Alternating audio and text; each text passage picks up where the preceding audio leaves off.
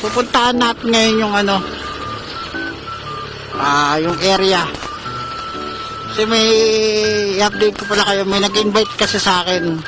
Plano pa nga nila akong ano, sunduin na lang daw eh. Pero ako na mismo yung pupunta. Nakita ko yung ano, nakita ko yung text sa akin. Sa text sila, nag-text sila sa akin. Pupuntahan ko na. Malay mo, baka yung benefits. May mga pangakos nila eh. May mga free.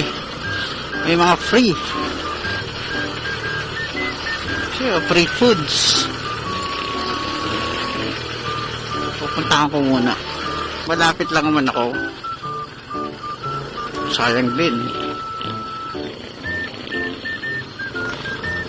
Hindi naman ganun kalaya sa area ko. Ano lang, 5 minutes, 5 minutes lang. Tatakbuhin ko. Medyo malapit na. Ayon kay Google Map. Malapit na, 1 minute.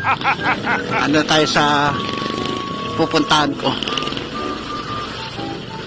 Ito, baka mamaya pag magustuhan nyo rin, i-recommend ko pala kayo. Ha? Comment lang kayo pag post ko itong video na to. Pag napanood nyo itong video na to, comment lang kayo kung sinong gusto, i-recommend ko kayo.